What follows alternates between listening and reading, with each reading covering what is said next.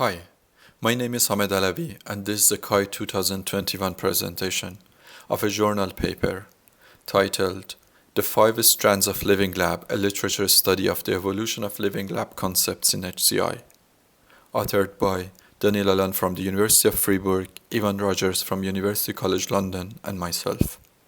The paper is originally published in the ACM Transactions on Computer-Human Interaction 2CHI in 2020 and then invited for a presentation in CHI 2021.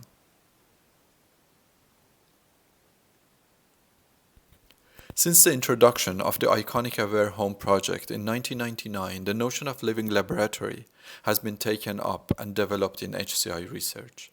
Many of the underpinning assumptions have evolved over the past 2 decades in various directions, while the same terminology has been employed.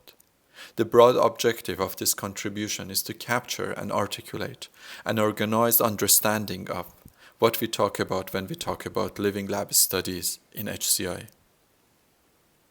But what is the essential idea of living labs?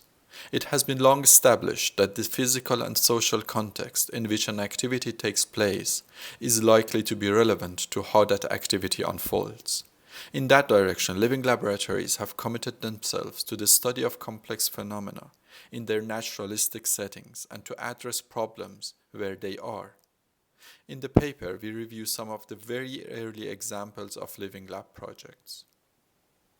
In HCI, however, living lab ideas re-emerged more recently in the 1990s to respond to the need for researching contextual requirements for designing and evaluating embodied interactions of ubiquitous and social technologies. Our focus is on the evolution of living lab concepts within human-computer interaction research. This contribution distinguishes 5 different ways of doing living lab research in HCI.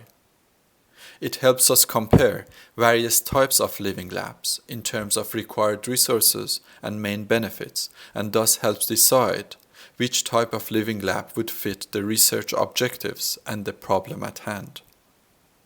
It also presents prototypical examples for each type of living lab, and finally, it discusses the role of living lab and its strengths in future HCI research, considering the technological advances as well as social concerns. These are accomplished through the methods of discourse analysis applied on 152 SIGCHI and 2CHI articles, published between 1999 to 2019, in which the term living laboratory or living lab appears. A combination of quantitative and qualitative methods resulted in the distinction of 5 types of living lab setups, which also correspond to 5 sets of interdependent methodological advantages.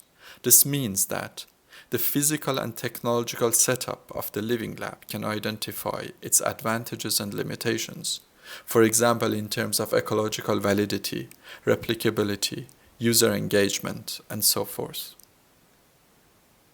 In the HCI literature, we have found 5 different setups for living labs, and thus 5 conceptually distinct strands of living labs, each of which exhibits at least one feature that makes it the preferred method for certain research objectives.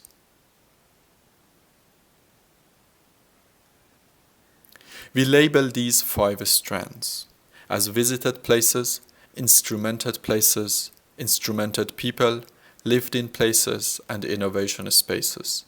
A table in the paper summarizes the main features of each type and compares their advantages and limitations. In addition to the discussion of each living lab strand, in the context of trends such as Internet of Things and the Smart Agenda, we also bring to the attention the special role of living lab methods as a middle ground between controlled experiments and research in the wild, opening certain possibilities for conducting scientifically replicable but also ecologically valid studies. We also highlight that broadening the scope of living labs entails a new paradigm of user engagement, from participation to a form of partnership.